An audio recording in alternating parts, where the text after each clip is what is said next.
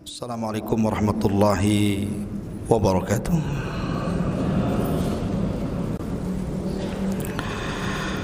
Alhamdulillah wassalatu wassalamu ala Rasulillah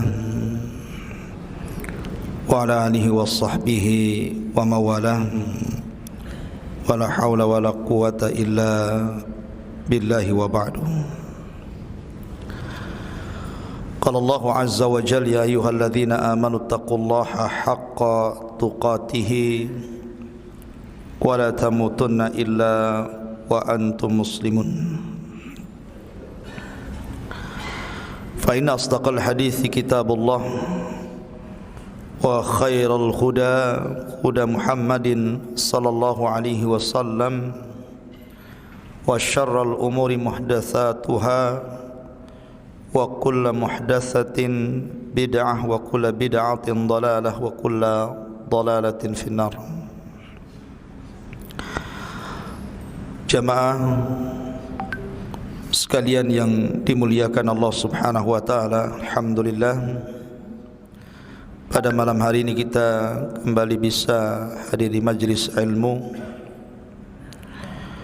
Tak lupa kita bersalawat kepada Rasul sallallahu alaihi wasallam. Allahumma salli ala Muhammad wa ala alihi wa sahbihi wa man sara ala nahjihi ila yaumiddin. Pembahasan kita malam ini akan membahas tentang bagaimana kita beradab terhadap Nabi sallallahu alaihi wasallam. Nabi sallallahu alaihi wasallam adalah manusia yang langsung ditarbiyah Allah Subhanahu wa taala. Berbeda dengan kita. Kita ini ditarbiyah akhlak oleh orang tua kita atau mungkin oleh guru-guru kita, oleh dosen-dosen kita. Tapi Nabi sallallahu alaihi wasallam ditarbiyah langsung akhlaknya oleh Allah Subhanahu wa taala.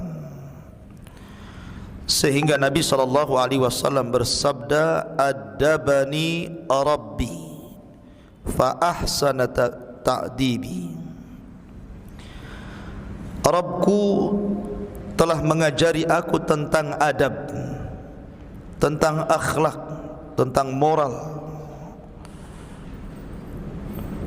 sehingga aku menjadi orang yang paling baik adabku di antara seluruh makhluk-makhluk Allah Azza wa Jalla. Inilah perbedaan kita dengan Rasul. Kalau kita dididik akhlak oleh orang tua, terkadang ada yang berhasil, terkadang tidak. Begitu juga oleh guru-guru kita dan dosen-dosen kita. Atau terkadang akhlak melekat di sebuah waktu, tapi di waktu yang lain terkadang akhlak itu berubah. Tapi Nabi sallallahu alaihi wasallam tidak. Karena yang mengajarkan akhlak dan adab kepada beliau itu langsung dari Allah. Adabani Rabbi, Rabbku yang telah mendidikku, kata Rasul. Bahkan Allah Subhanahu wa taala langsung mengutus malaikat Jibril juga ikut menjadi guru bagi Nabi sallallahu alaihi wasallam. Allamahu syadidul quwa, yang mengajarkannya adalah syadidul quwa, yang memiliki kekuatan yang sangat dahsyat, maksudnya Jibril. Sehingga wajar kalau kemudian Nabi sallallahu alaihi wasallam terjaga dari akhlak-akhlak yang buruk. Allah jaga hatinya. Ma kadzabal fuadu ma ra'a. Allah jaga kedua matanya. Ma zagal basaru wa ma tagha. Allah jaga lisannya. Wa ma yantiqu anil hawa in huwa illa wahyun yuha. Dan Allah jaga akhlaknya. Wa innaka la'ala khuluqin azim. itulah Allah Subhanahu wa taala menjaga Nabi sallallahu alaihi wasallam. Kedua matanya terjaga, kedua lisannya terpelihara, hatinya senantiasa terpelihara, pandangannya, pendengarannya, bahkan seluruh gerak-geriknya Allah pelihara. Wajar kalau seandainya kemudian Aisyah radhiyallahu anha ditanya tentang akhlaknya Rasul, maka Aisyah radhiyallahu anha mengatakan khuluquhul Quran, akhlaknya Rasul itu Al-Quran. Kalau anda ingin melihat Al-Quran yang berjalan, maka lihatlah Nabi sallallahu alaihi wasallam. Sehingga Allah memberikan rekomendasi yang tidak pernah diberikan kepada para nabi dan rasul sebelumnya, wa innaka la'ala khuluqin azim. Engkau di atas akhlak yang sangat terpuji. Kalau demikian maka Rasul berbeda dengan makhluk yang lainnya. Ketika Nabi SAW didaulat menjadi Nabi yang terakhir dan juga Rasul yang terakhir, maka ada tuntutan kepada kita dari Allah Subhanahu wa ta'ala untuk berakhlak dan beradab kepada Nabi SAW. Apa saja adab dan akhlak kita ini terhadap Nabi SAW? Karena di zaman sekarang adab terhadap Nabi SAW sudah mulai pudar. Bahkan ada orang yang berani menista Nabi SAW, merendahkan Nabi SAW, menghina Rasul SAW. Kenapa terjadi? Karena kurang adab, kurang akhlak.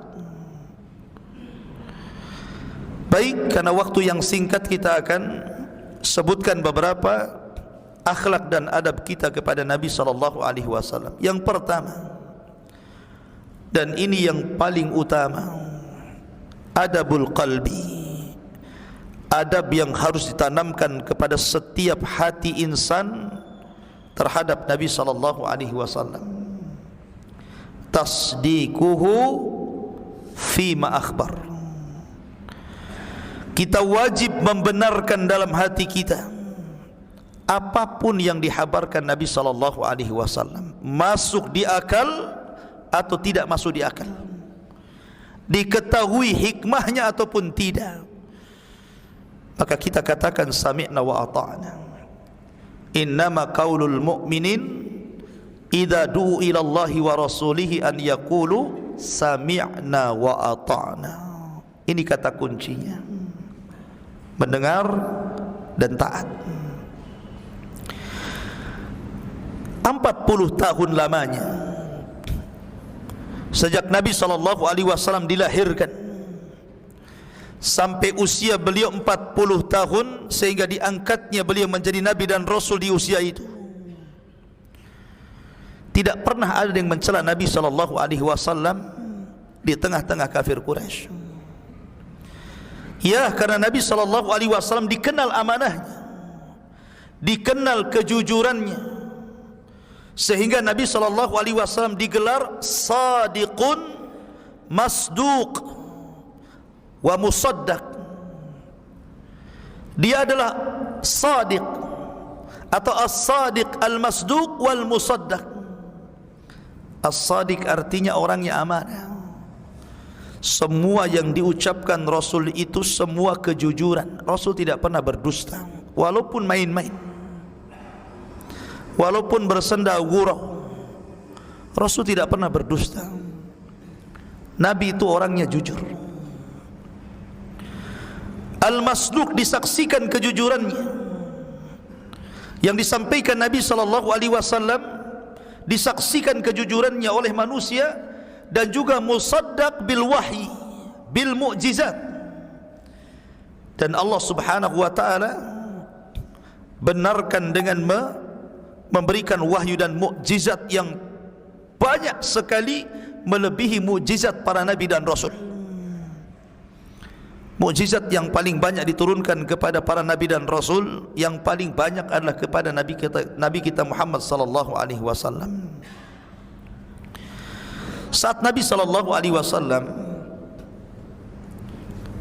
turun wahyu kepadanya, wa anzir ashiratakal aqrabin, dan berilah peringatan wahai Muhammad kepada keluargamu yang paling dekat. Maka Nabi SAW ketika itu mengumpulkan di mana? Di Bukit Safa, yang kita kenal dengan Safa dan Marwah. Di bukit ini Nabi SAW mengumpulkan seluruh kerabat-kerabatnya. Lihat bagaimana Nabi muqaddimah kalamnya, muqaddimah pembicaraannya, berusaha untuk meyakinkan apakah dia masih dipercaya atau tidak. Kata Nabi SAW di hadapan orang-orang Quraisy itu, ya ma'sara Quraisyin, wahai orang-orang Quraisy, ara'aitum, bagaimana pendapat kalian, in kana min wara'i hadzal jabal jaisun musabbihukum aw mumassikum akuntum musaddiqi. Wahai orang-orang Quraisy, bagaimana pendapat kalian kalau seandainya kukatakan bahwa di balik bukit Abi Kubais ini ada tentara besar dengan kekuatan besar hendak menyerang kalian di pagi atau di sore hari kalian, apakah kalau saya mengucapkan seperti itu sewaktu-waktu kalian masih membenarkan ucapanku? Padahal mustahil ada tentara besar menyerang Quraisy, tapi Rasul hendak mengetes. Tapi apa kata-kata orang-orang? Sepakat semua mengatakan, ma jarrabna alaika kadhiban qat. Wahai Muhammad, kami tidak pernah mendapati dari lisanmu kedustaan sekecil apapun. Kami percaya apapun yang kau katakan, percaya, karena anda ini sadiqul amin, orangnya jujur lagi amanah. Ini pembenaran dari orang-orang Quraisy terhadap kejujuran Nabi SAW. Tapi ketika Nabi SAW mulai kemudian menyeru mereka kepada tauhid dan mengatakan, kalau begitu qulu la ilaha illallah tuflihun, kalau begitu ucapkanlah oleh kalian, tidak ada sesembahan yang berhak disembah kecuali Allah, kalian akan selamat, kalian akan selamat. Tiba-tiba Abu Lahab bangkit dan mengatakan, tabban laka sa'iral yaum alihada jama'tana. Celaka engkau wahai Muhammad, satu hari ini kau kumpulkan ini, celaka satu hari ini. Oh, untuk ini kau kumpulkan rupanya. Lihat bagaimana orang-orang kafir Quraisy itu, mereka tidak mencela amanah dan kejujuran Rasul, tapi mereka mencela dakwah Nabi SAW karena menyelisih syahwat dan hawa nafsu mereka. Jadi mereka mengingkari dakwah Rasul itu bukan karena mencela kejujuran dan amanahnya, tidak. Mereka tidak mencela itu, tapi mereka mencela karena apa yang diserukan Rasul itu menyelisih hawa nafsunya, menyelisih syahwatnya. Sehingga mereka mengatakan, dalam perkataan yang lain mereka mengatakan, aja'alal alihata ilaha wahid inna hadza la syai'un ujab. Apakah engkau akan membuang seluruh Tuhan-Tuhan kami dan menetapkan satu Tuhan saja? Ini perkataan aneh, ini perkataan ajaib, belum pernah kami dengar itu. Tapi lihat di sini bagaimana orang-orang Quraisy itu tidak mencela bagaimana akhlak Nabi SAW, karena memang Rasul itu shadiq, orangnya jujur, masduq, dibenarkan kejujurannya, dan dibekali wahyu dan mukjizat dari Allah Subhanahu wa taala untuk memperkuat kebenaran dan kejujurannya.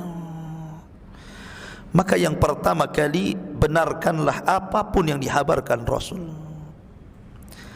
walaupun mungkin sedikit mengganggu akal kita. Karena ada orang-orang yang kemudian mengingkari sebagian sunnah Nabi sallallahu alaihi wasallam, bahkan menolak hadis-hadis Nabi sallallahu alaihi wasallam atas nama HAM, hak asasi manusia.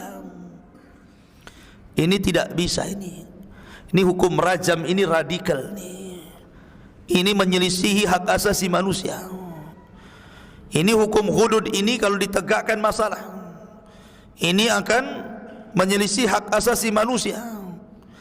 Justru kalau bicara tentang hak asasi manusia, maka Nabi SAW paling mengagungkan tentang HAM, dan paling HAM-nya HAM adalah Rasulullah.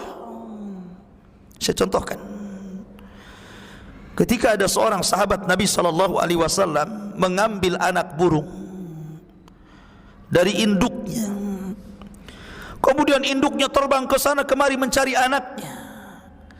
Tiba-tiba Nabi mengetahui sahabat yang mengambil anak burung itu, kata Rasul, rudduha ilaiha, kembalikan anaknya ke induknya, kembalikan anaknya ke induknya. Kasihan induknya nyari-nyari.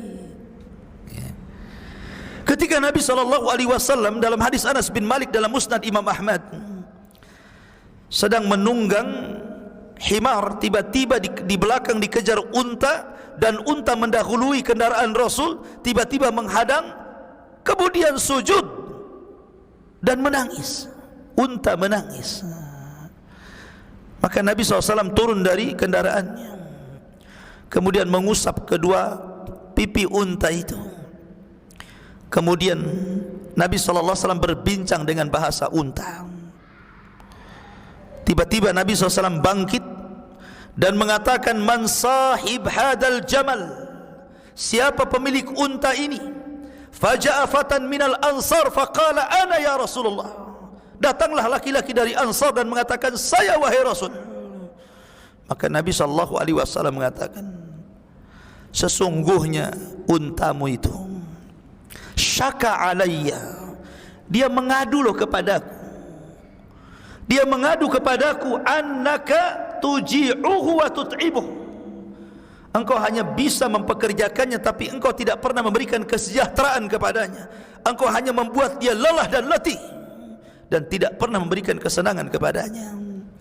Maka Rasul mengatakan, fattaqillah fi bahimatillati malakakallahu iyyak, bertakwalah kepada Allah, takut engkau kepada Allah. Allah sudah kuasakan binatang ini kepadamu, rawat dia. Lihat, sampai menjaga hak-hak kebinatangan loh ya. Ya. Bahkan bukan hanya binatang dijaga haknya oleh Rasulullah, sampai kepada jamadat, sampai kepada makhluk-makhluk Allah yang bukan binatang, bukan manusia, bukan jin, bukan malaikat, sampai kepada pepohonan. Ketika Nabi SAW datang seorang wanita menyerahkan mimbar yang dibuat 3 tingkat, yang dibuat oleh putranya itu, kemudian dihadiahkan kepada Nabi SAW, yang biasanya Rasul kalau berkhutbah itu di pelepah batang kurma, naik ke pelepah batang kurma kemudian berkhutbah. Sekarang dibuatkan mimbar 3 lantai ya, bukan 3 lantai, 3 tangga ya. Kemudian Rasul meletakkan di samping daripada batang kurma yang biasa, Rasul berdiri di situ. Karena Rasul sudah ada mimbar ketika itu. Naiklah Rasul ke dalam mimbar itu, ke atas mimbar, kemudian berkhutbah. Tiba-tiba ketika berkhutbah, seluruh manusia mendengar ada tangisan. Setelah dilihat satu dengan yang lainnya, siapa yang nangis? Siapa yang nangis? Tidak ada yang nangis. Tapi terdengar suara hanin, suara tangisan. Maka tiba-tiba Nabi SAW turun dari mimbar, kemudian menghampiri kayu pelepah kurma itu, kemudian mengikat di pinggangnya. Kemudian kata Rasul, kalau aku tidak melakukan demikian maka batang pelepah kurma itu akan terus menangis sampai kiamat, kata Rasul. Ya. Lihat, kalau hak-hak pepohonan saja dijaga, maka mimbabil aula tentu lebih utama hak-hak manusia lebih dijaga. Hak-hak binatang saja dijaga, hak-hak pohon saja dijaga, masa hak manusia tidak dijaga? Jadi ketika Allah Subhanahu wa ta'ala kemudian menurunkan sebuah hukum, itu tidak ada yang bertentangan dengan HAM,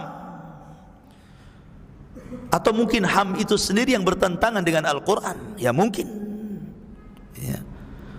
Ma'asyiral muslimin yang dimuliakan Allah Azza wa Jalla, maka jangan pernah menolak hukum syariat Allah Subhanahu wa ta'ala hanya mengikuti hawa nafsu barat dan timur,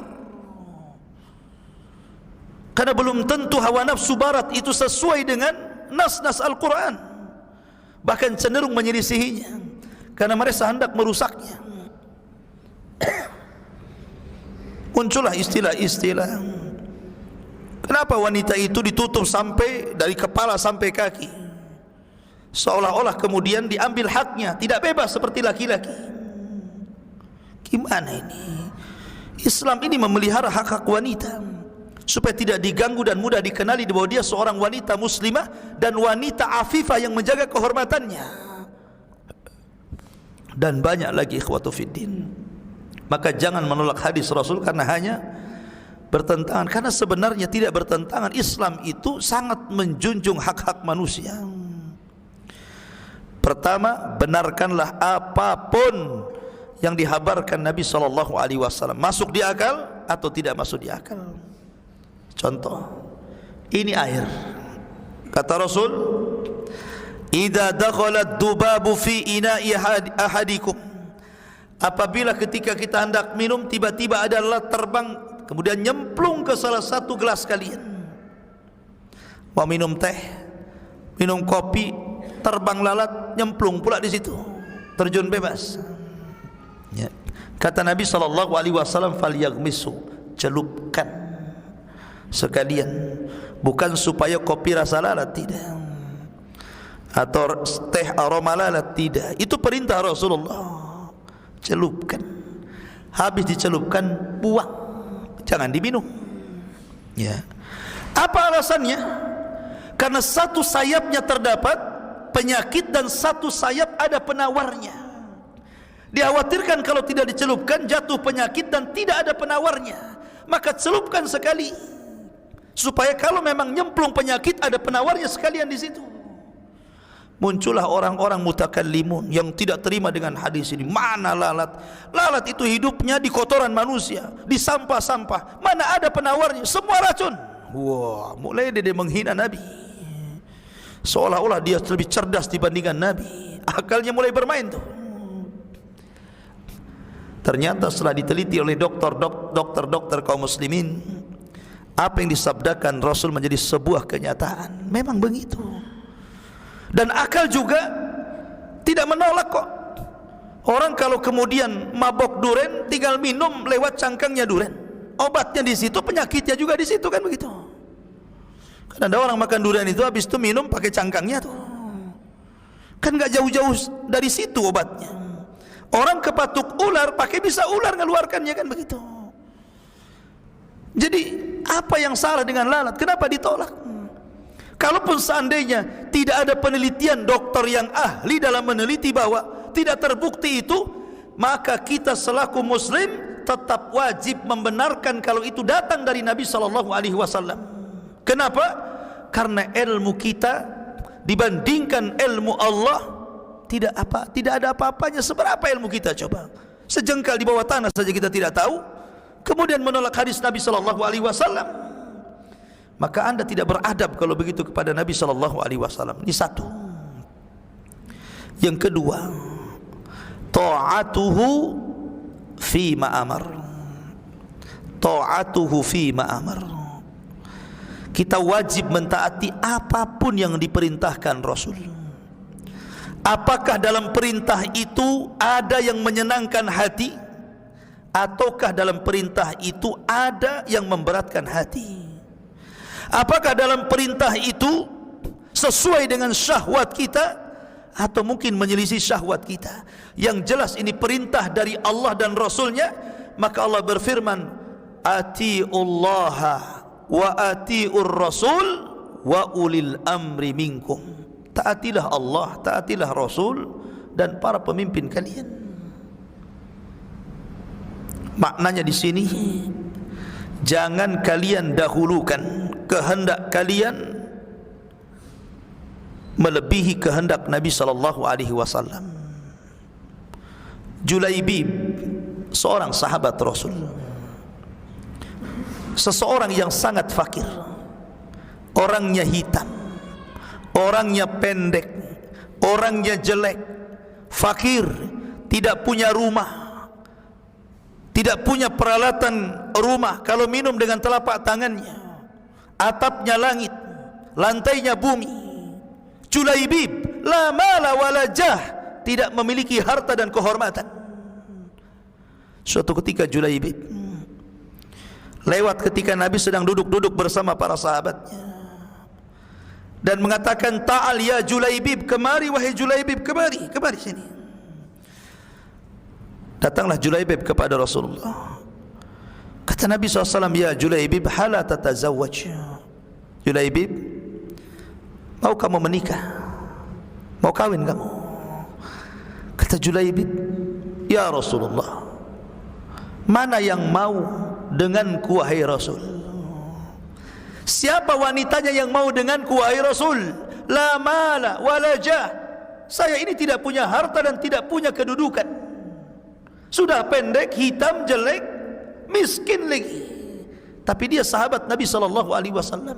Mulia karena sahabatnya. Karena kemuliaan bukan dari fisik, dari harta, dari jabatan. Mulia karena dia sahabat Nabi SAW. Julaibib pergi. Besoknya dipanggil lagi, Julaibib, mau kawin? Mau nikah kamu? Rasul, sudahkah kukatakan bahwa siapa yang mau dengan Julaibib? Lihat bagaimana jawaban Julaibib. Julaibib tidak mengatakan, dari mana modalnya wahai Rasul? Aku enggak punya harta, aku jelek, aku begini. Tidak. Tapi Julaibib mengatakan, mematahkan hujah Rasul, siapa yang mau denganku? Bingung itu jawabannya. Akhirnya kemudian kata Nabi SAW, ya Julaibib, tunggu sebentar. Idhab ila baitin min buyutil ansar. Coba kamu pergi, itu di gang sekian, nomor sekian itu. Di situ ada satu rumah gadis. Kamu pergi ke rumah itu. Katakan kepada penghuni rumah, ini Rasulillah.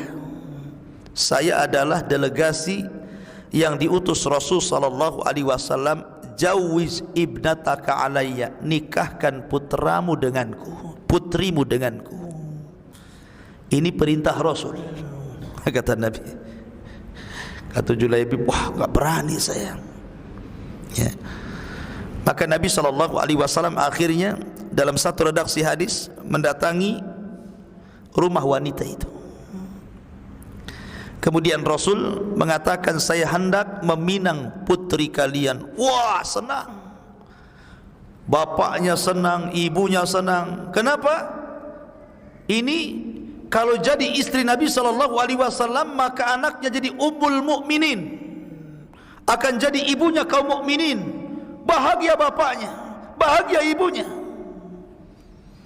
Kemudian mulailah mereka berbincang serius. Tiba-tiba Nabi SAW mengatakan, tidak, aku tidak hendak meminang putrimu untukku, tapi aku hendak meminang putrimu untuk Julaibib. Langsung berubah wajahnya. Berubah wajahnya nih. Kata suaminya, kalau gitu tunggu dululah, kami akan bermusyawarah dengan istri dulu. Berkumpullah suami, istri dan putrinya. Di situ ada Rasulullah. Kata istrinya, ya Rasulullah, Julaibib, Rasul, kau hendak menikahkan putriku dengan Julaibib? Halla bi Abi Bakrin wa Umar wa Utsman wa Ali. Kenapa kau tidak tawarkan Abu Bakar saja, Umar, Utsman, Ali? Kenapa mesti Julaibib? Kenapa mesti Julaibib katanya kan? Apa tidak ada yang lain selain Julaibib katanya? Marah istrinya. Tidak. Tiba-tiba putrinya ini bangkit, marah di hadapan Rasul kepada kedua orang tuanya. Putrinya mengatakan, ataruddani Rasulillah, ataruddani amra Rasulillah. Apakah kalian akan membantah perintah Rasulullah? Ini Rasul datang. Ataruddani Rasulullah, apakah kalian akan membantah Rasulullah? Lihat, wanita ini wanita cerdas, wanita yang bertauhid, bukan wanita jalan-jalan, bukan wanita yang hari-hari nongkrong nonton sinetron, bukan wanita yang tabarruj kemana-mana. Tidak, wanita ini wanita sunnah, wanita tauhid. Dia marah kepada kedua orang tuanya, hataruddani Rasulillah. Kalau wanita di zaman sekarang mungkin bilang angkat jempol, mantap, cari yang lain aja. Tapi ini wanita ahli sunnah, wanita yang luar biasa. Dia mendahulukan kehendak Rasul, padahal Rasul hanya nawarkan. Mau alhamdulillah, enggak juga enggak apa-apa, namanya nawarkan kan begitu. Tapi wanita ini langsung mengatakan kepada orang tua, jangan bantah perintah Rasulullah, nikahkan aku dengan Julaibib. Nih, mantap wanita seperti ini ya. Dalam kisah, wanita itu adalah ajmal fatati al-ansar, wanita paling cantik dari wanita-wanita Ansar. Jadi wanita ini adalah wanita tercantik dari wanita-wanita Ansar. Diuji keimanannya, tapi karena dia lulus imannya, sami'na wa ata'na, menikahlah dia dengan Julaibib. Subhanallah, di malam pernikahannya yang harusnya malam itu malam yang pendek, bukan malam yang panjang, karena tahu-tahu subuh kalau pengantin baru itu ya. Malam yang indah, malam yang ditunggu-tunggu muda dan mudi ya. Tiba-tiba ada seruan dari Nabi sallallahu alaihi wasallam, ya khailallah irkabu, wahai kuda-kuda Allah, bersiap-siaplah kalian bertempur. Julaibib langsung meminta izin kepada istrinya. Belum lagi merasakan nikmatnya malam pertama, dia lebih mendahulukan seruan Allah daripada seruan ranjang. Kira-kira kalau antum di posisi Julaibib, sementara istri kita adalah orang yang paling cantik di kota ini, kemudian suruh dipilih nih, memilih suruh jihad atau satu malam bersama istri, kira-kira antum milih yang mana tuh? Jangan bohongnya ya. Pasti dia pikir, kan jihad masih bisa besok, kan perang-perang yang lainnya masih ada, untuk perang ini saya gaib dululah, kan begitu. Tapi tidak, ini suami istri luar biasa ini Julaibib ini ya. Padahal Julaibib ini kita tahu sendiri bagaimana sifat-sifat badannya, la mala walajah, dijodohkan oleh Rasul dengan wanita yang paling cantik, tapi tetap seruan Rasul lebih diutamakan dibandingkan seruan malam yang paling indah yang ditunggu semua muda dan mudi. Begitulah akhlak para sahabat. Berangkat Julaibib, perang. Selesai peperangan, dimenangkan kaum muslimin, pasukan berkumpul. Kata Nabi SAW, sudah lengkap kalian? Kata mereka, sudah wahai Rasul. Kata Rasul, tidak, ada yang kurang di antara kalian. Tidak, sudah lengkap wahai Rasul. Tidak ada yang kurang. Siapa Rasul? Julaibib. Aina Julaibib? Di mana Julaibib? Subhanallah, sampai dalam pasukan perang Julaibib tidak dikenal. Kenapa tidak dikenal? Karena Julaibib itu orang yang miskin, orangnya jelek, tidak memiliki harta, tidak memiliki jabatan. Dan umumnya memang orang-orang miskin di zaman sekarang pun tidak dikenal, kan begitu. Orang yang dikenal itu kalau punya jabatan, yang punya nama, yang punya gelar, ya orang kaya baru dikenal. Sampai tidak dikenal di hadapan para sahabatnya. Tapi biarlah tidak dikenal di hadapan manusia, tapi dia terkenal di hadapan Allah. Tidak masalah tidak jadi selebritis bumi, tapi dia menjadi selebriti langit, dikenal oleh Allah dan seluruh malaikatnya. Dicari Julaibib itu, rupanya Julaibib sudah terkapar syahid, di sekitarnya 7 orang musyrik dibunuh di tangannya. Maka Nabi SAW menghampiri Julaibib, diambilnya Julaibib, kemudian kepalanya diletakkan di pahanya. Sambil menangis Rasul mengatakan, fa innahu minni wa ana minhu. Sesungguhnya Julaibib bagian daripada diriku dan aku bagian daripada dirinya. Subhanallah. Maka kalau orang kemudian menolak panggilan Allah dan Rasulnya, ini kurang adab, ya kan? Maka apapun yang diperintahkan Rasulullah, laksanakan, kerjakan. Jangan kurang adab, kurang akhlak. Yang ketiga, wajtinabu ma naha anhu wa jazar. Hendaklah meninggalkan apapun yang dilarang Rasul. Kalau Rasul sudah melarang, tinggalkan. Ingat, melaksanakan perintah dengan menjauhi larangan itu beda. Kalau mengerjakan perintah dikaitkan dengan istita'ah, kesanggupan. Tapi kalau menjauhi larangan tidak dikaitkan dengan istita'ah, kesanggupan. Kalau perintah itu Allah mengatakan fattaqullaha mastata'tum, bertakwalah semampu kamu. Tak bisa salat berdiri, duduk, tidak bisa duduk berbaring, tidak bisa berwudu dengan air tayamum, ada alternatif. Tidak sanggup haji karena tidak mampu, gugur kewajibannya. Apa masalahnya? Ya, semua ada gantinya. Itu dalam melaksanakan perintah fattaqullaha mastata'tum. Tapi dalam larangan tidak bisa. Ada orang sudah kecanduan khamar, narkoba, atau apalah yang sejenisnya. Biasa satu malam 5 botol teler. Karena dia tahu khamar itu haram. Saya ingin meninggalkan khamar Pak Ustadz, tapi saya ingin istita'ah sesuai kemampuan saya. Yang biasanya bulan kemarin 5 botol, bulan ini saya kurangilah 3 botol. Bulan depan 2 botol, bulan depannya lagi 1 botol, bulan depannya lagi 1 gelas, nanti sampai 1 sendok saya tinggalkan. Tidak bisa kayak gitu. Ya. Kalau sudah larangan, tinggalkan mutlak.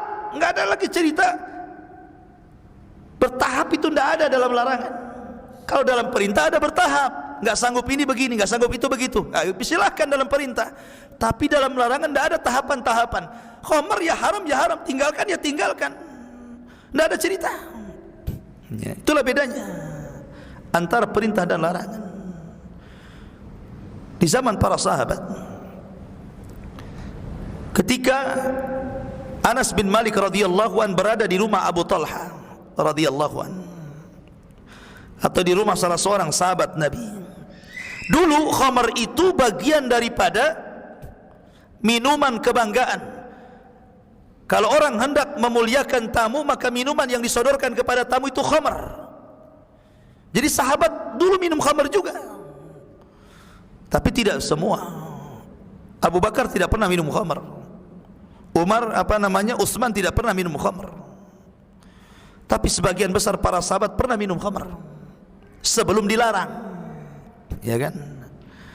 Tetapi ketika kemudian Anas bin Malik bercerita, saya berada di salah satu rumah sahabat, ada yang mengatakan di rumah Abu Talha, sedang membantu Abu Talha memuliakan tamunya, menuang-nuangkan khamar ke gelas-gelas tamu.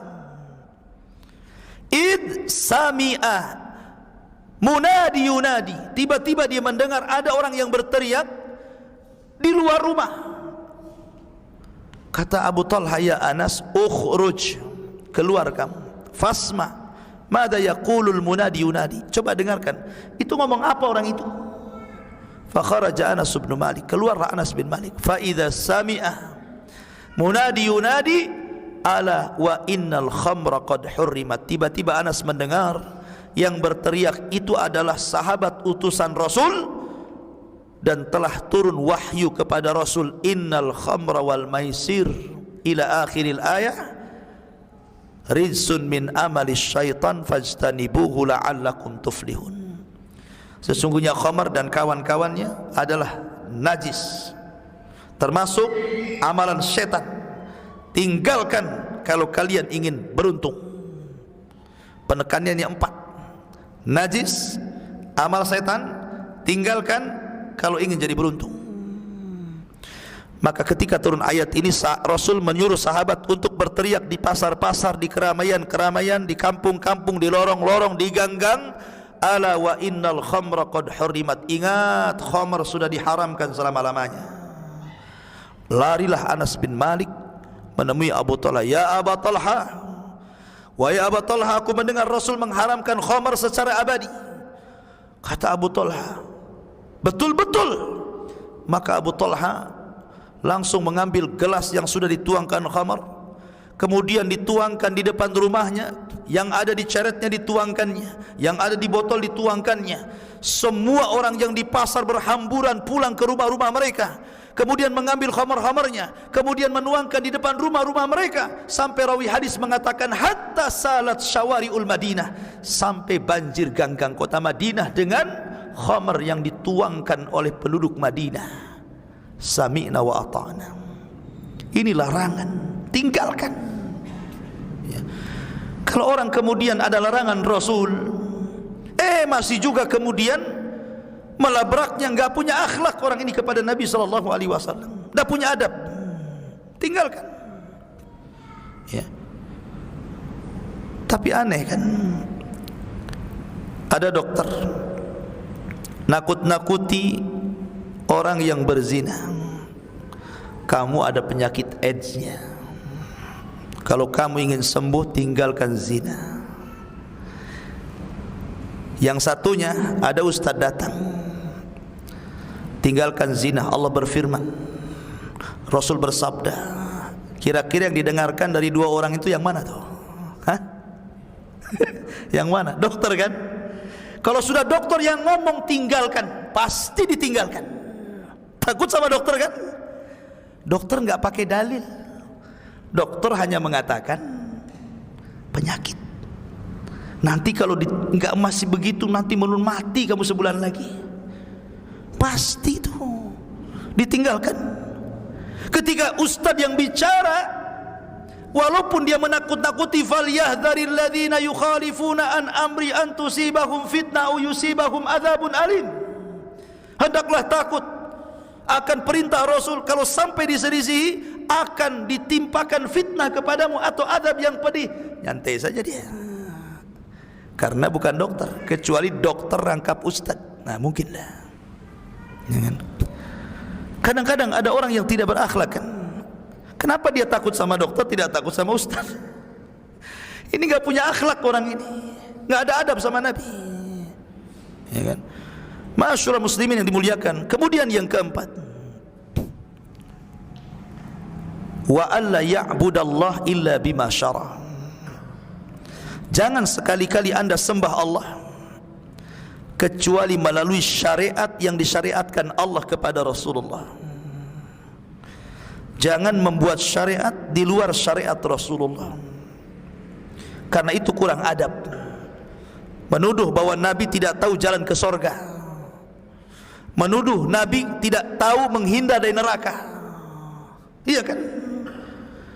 Kalau orang ini menyelisih jalan Rasulullah, seolah-olah dia punya jalan sendiri, Rasul punya jalan sendiri, maka orang ini seolah-olah menuduh Rasul ini tidak paham jalan ke sorga kemana. Makanya dia buat cara sendiri tuh, buat jalan sendiri, seolah-olah dia yang paham ke surga, Rasul tak paham. Ini kurang akhlak kalau kayak gini nih, nggak ada adab orang kayak gini nih. Maka jangan pernah beribadah kecuali apa yang telah disyariatkan Allah kepada Rasul. Karena yang tahu jalan ke sorga hanyalah Allah, kemudian Rasulullah yang diwahyukan kepadanya. Apapun yang mendekatkan kita ke sorga, apapun yang menjauhkan kita dari neraka, dua-duanya sudah dijelaskan Rasulullah. Makanya Imam Malik rahimahullahu ta'ala mengatakan, man qala anna dinal Islam lam yaktamil faqad za'ama anna Muhammadan khana risalah. Siapa yang berkata Islam belum sempurna, maka dia telah menuduh Rasul telah berkhianat terhadap risalahnya. Kenapa? Seolah-olah Rasul tidak paham jalan ke surga. Maka kita buat sendiri saja jalan ke surga katanya. Ya. Maka orang ini tidak berakhlak, orang seperti ini. Kemudian yang kelima, jangan sekali-kali memanggil Rasul dengan sebutan namanya. La taj'al du'aakum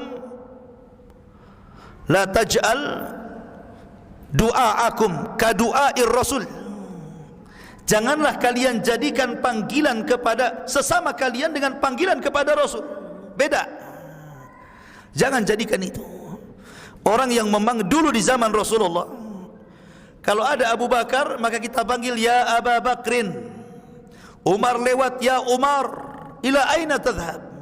Abu Ubaidah lewat ya Aba Ubaidah. Abdurrahman bin Auf lewat ya Abdurrahman, ila ain. Tapi jangan Anda katakan ya Muhammad. Sebutan panggilan kepada Rasul hanya ada dua kata, ya Nabi Allah, ya Rasulullah.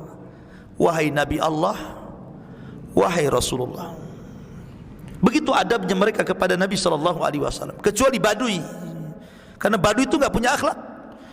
Kadang-kadang mereka datang ke Madinah berteriak-teriak di balik kamar Nabi SAW, ya Muhammad ukhruj katanya. Itu Badui itu. Tapi tidak ada sahabat yang memanggil-manggil Rasulullah di balik hujurat. Alladzina yunaduna min wara'il hujurati aktsaruhum la ya'qilun, kata Allah. Kebanyakan orang-orang yang memanggil di balik kamar Rasul dengan menyebut ya Muhammad, kebanyakan mereka enggak punya akal, orang Badui. Maka jangan jadi orang Badui kita maksudnya. Kita katakan ya Muhammad, ya Rasulullah, ya Nabi Allah, jangan ya Muhammad. Makanya Allah mengajarkan adab ini dalam Al-Quran. Allah ketika menyebut Adam langsung nyebut ya Adam uskun anta wa zaujukal jannah. Ketika memanggil Nabi Yahya, ya Yahya hudil kitab bil quwwah. Ketika memanggil Nuh, ya Nuh, ya Ibrahim,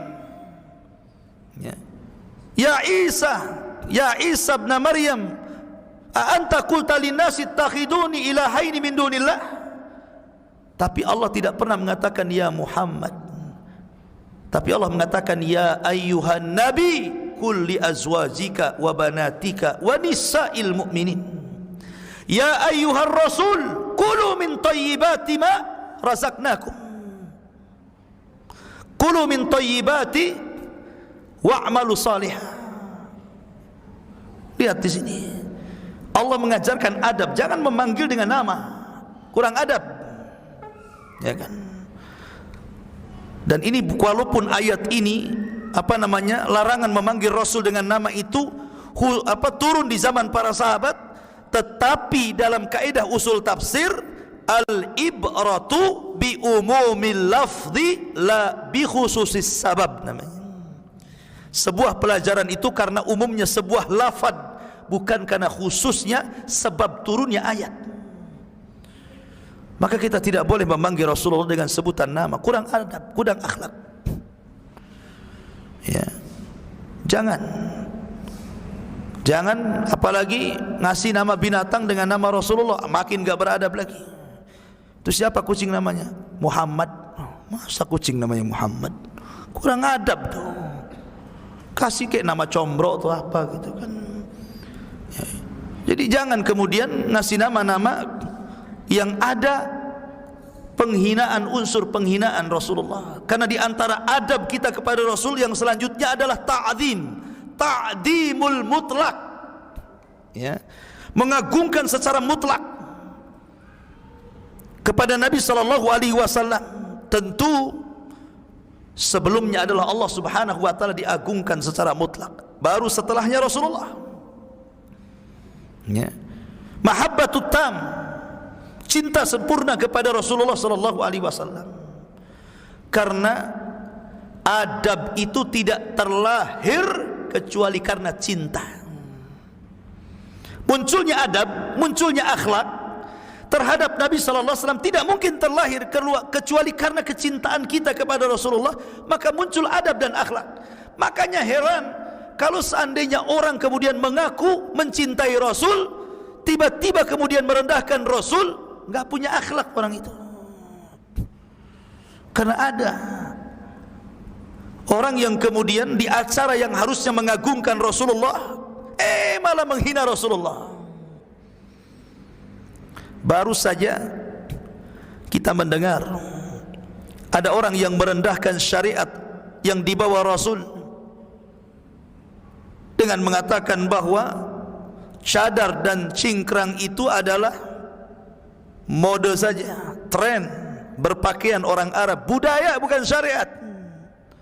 Muncul orang yang membandingkan bahwa ada orang yang sangat berjasa dalam kemerdekaan ini melebihi Nabi sallallahu alaihi wasallam. Tidak sadar dia ngomong begitu.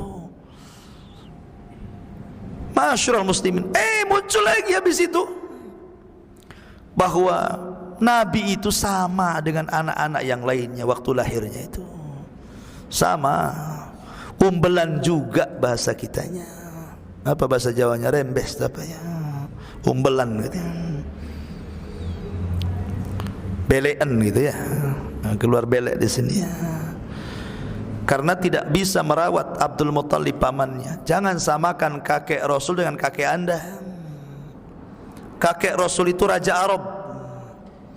Abdul Muttalib itu rajanya orang Arab. Bila munazi, tanpa ada khilaf bahwa Abdul Muttalib itu Malikul Arab, rajanya orang Arab.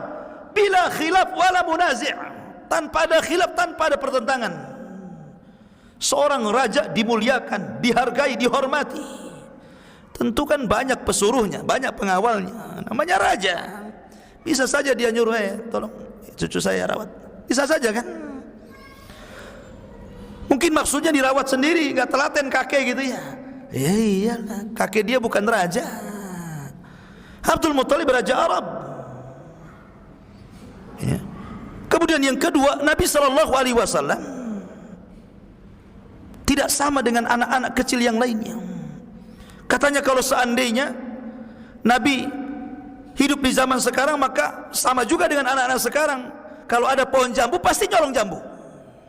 Lah kok sampai ke nyolong jambu ceritanya? Nabi loh dijaga oleh Allah. Wallahu ya'simuka minan nas. Allah Rasul itu memberikan sifat maksum kepada Rasulullah. Nabi itu maksum. Apa sih artinya maksum itu? Maksum itu terpelihara dari dosa besar, tetapi ada kemungkinan melakukan dosa kecil. Ya. Tetapi Rasul walaupun melakukan dosa sudah diampuni yang telah, yang sedang dan yang akan datang. Dan itu khususnya Rasulullah yang tidak diberikan kepada Rasul-Rasul yang lainnya. Bahwa Rasul itu diampuni dosanya yang telah, yang sedang dan yang akan datang. Lihat hadis syafaat. Semua para nabi ngaku dirinya dosa, melakukan dosa dan tidak bisa memberikan syafaat. Akhirnya Rasul yang sudah diampuni dosanya, dialah yang memberikan syafaat. Kok bisa dia mengatakan seperti itu? Nyolongkan dosa besar. Makanya ada hukuman potong tangan. Dan dosa besar itu definisinya setiap dosa yang ada ancaman di dunia dengan had, rajam, potong tangan, cambuk 80 kali. Ya. Bagi orang yang menuduh wanita baik-baik berzina, bagi yang minum khamr cambuk 40 kali di zaman Rasul, di zaman Umar 80 kali, itu had. Dan di akhirat diancam neraka, diancam azab, diancam ini dan itu oleh Allah. Itulah namanya dosa besar. Dan nyolong itu bagian daripada dosa besar. Tidak mungkin Rasul melakukan dosa besar. Satu. Yang kedua, ketika Halimah Sa'diyah menyusui Rasulullah, di tete kanannya dia tidak mau menyusu ke tete kirinya. Kenapa? Karena itu milik bayinya Halimah. Dia tahu itu hak orang, tidak mungkin diambil. Rasulullah masih bayi tahu itu hak orang, tak mungkin nyolong jambu, ya kan? Maka ini kan gimana ya kita katakan ya. Selesai ini muncul lagi Nabi SAW itu usia 50 tahun, menikah dengan Aisyah radhiyallahu anha usia 9 tahun katanya. Padahal dalam hadis Bukhari menikah 6 tahun, Aisyah dinikahi Rasul 6 tahun, baru digauli 9 tahun. Kemudian dia mengatakan, mana mungkin wanita 9 tahun, Aisyah radhiyallahu anha sangat senang, sangat bahagia, sangat sumringah dinikahi oleh Rasul sallallahu alaihi wasallam yang sudah 50 tahun. Akal saya enggak nerima katanya. Karena kalau itu terjadi kepada wanita sekarang, umur 9 tahun dinikahi kakek 50 tahun, pasti dia bunuh diri katanya. Kalau ceritanya lari ke sana coba. Macam mana pula Nabi itu loh, orangnya ganteng. Ya. Orangnya ganteng Rasulullah itu, walaupun sudah tua. Ketika para ulama membahas tentang ketampanan Nabi Yusuf, ada khilaf di antara ulama. Dari mana datangnya ketampanan Nabi Yusuf itu? Ada yang mengatakan bahwa ketampanan Nabi Yusuf itu separuh ketampanan Adam. Ada yang mengatakan bahwa ketampanan Nabi Yusuf itu separuh dari ketampanan Rasulullah. Kalau itu separuh dari ketampanan Rasulullah, sementara Nabi Yusuf saja wanita-wanita yang memandangnya sedang iris buah, enggak diiris buahnya, malah jarinya diiris karena terpukau. Bagaimana Rasulullah yang separuhnya saja wanita mengiris-iris jarinya kan itu? Rasul itu tampan, wangi, gagah, dihormati. Semua wanita ingin menikah dengan Rasulullah, sampai ada kisah ada wanita yang menyerahkan diri, ya Rasul, nikahi saya katanya. Nah, dan khususnya Rasul kalau menikah dengan wanita tanpa saksi, tanpa wali boleh. Itu khususnya Rasul, wanita yang menghibahkan dirinya. Tapi anda jangan seperti itu. Ini khususnya Nabi, ya kan? Lah Nabi SAW itu ganteng gimana, apalagi dia dihormati Abu Bakar, Umar, Utsman dan sahabat yang lainnya.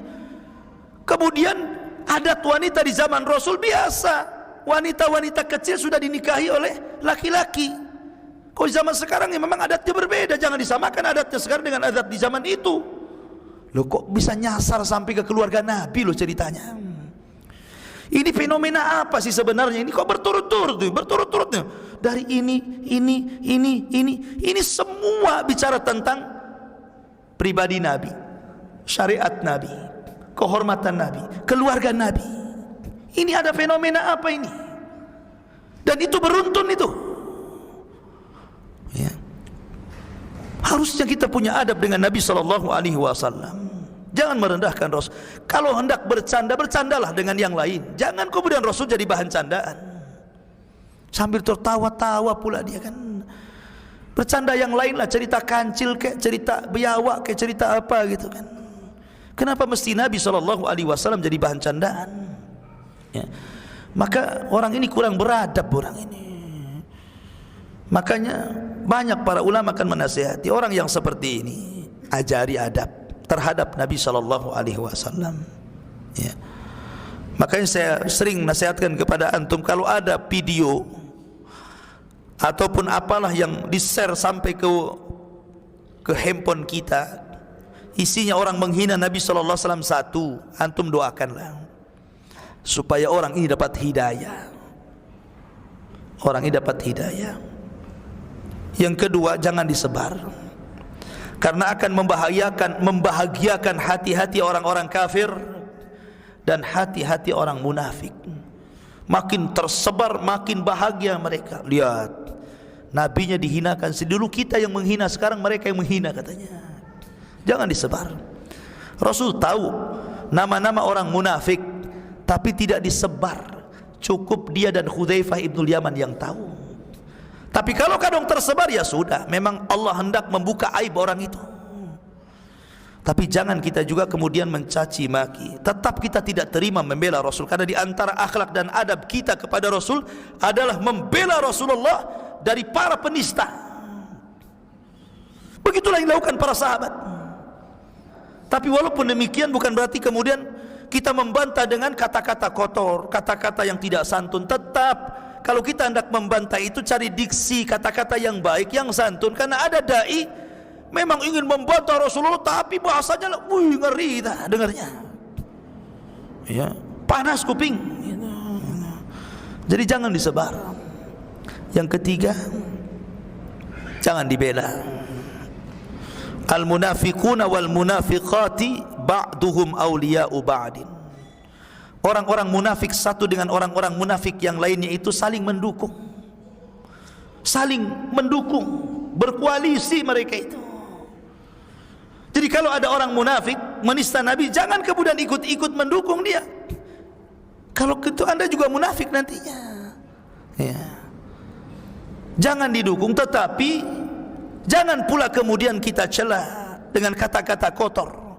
Ya kita bantah, kita sadarkan. Kalau dia lewat YouTube, ya kita juga lewat YouTube, kita bantah. Ini tidak benar. Bertobatlah kepada Allah, kembalilah ke jalan yang benar, ya kan? Supaya jangan terulang lagi. Yang Anda cela ini bukan manusia biasa, Rasulullah. Dan ini jadi pelajaran bagi kita, ikhwan. Bagi kita pelajaran bahwa hati-hati di dalam menyebarkan video atau menulis status atau apalah namanya. Di zaman ini mudah tersebar, mudah jadi bahan adu domba kaum muslimin, dan itu bisa menghilangkan keamanan dalam berbangsa dan bernegara. Boleh jadi terjadi rusuh di mana-mana jadinya. Keamanan itu nikmat yang sangat besar, ikhwan.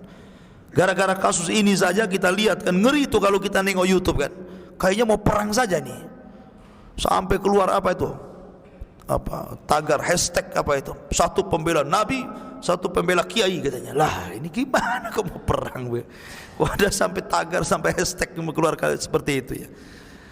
Ya. Ma'asyiral muslimin yang dimuliakan Allah Azza wa Jalla. Ya kita doakan mudah-mudahan dia sadar. Baca sirah kembali bagaimana cara beradab kepada Nabi sallallahu alaihi wa ala alihi wasallam. Ma'asyiral muslimin yang dimuliakan Allah. Kemudian yang terakhir, di antara adab kita kepada Nabi sallallahu alaihi wasallam adalah dengan memperbanyak sholawat. Nabi pernah naik ke atas mimbar, 1 langkah amin, 2 langkah amin, 3 langkah amin.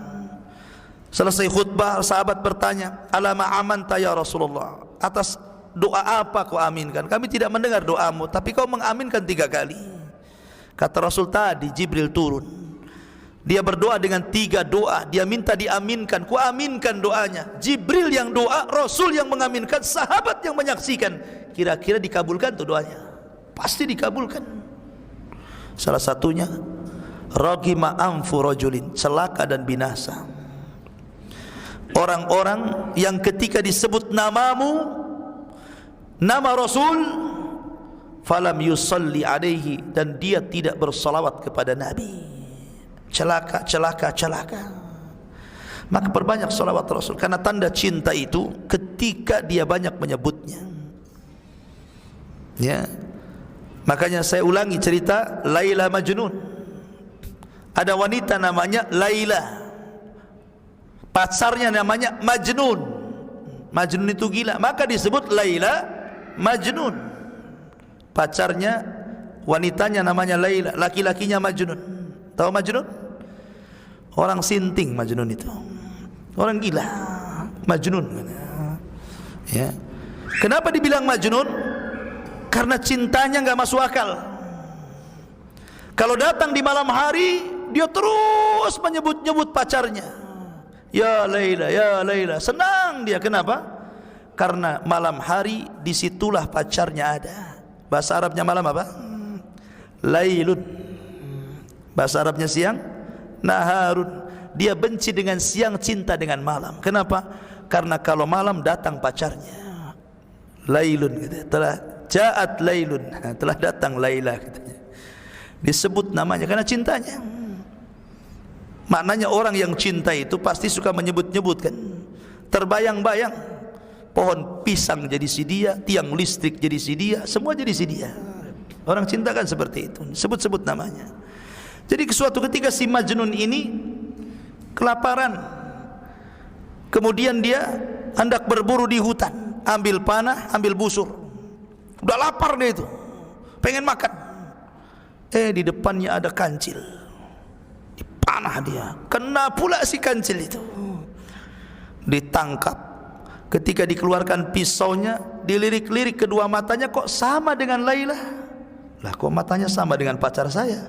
Dilepas kancil itu, gara-gara sama matanya dengan Laila. Kan juga.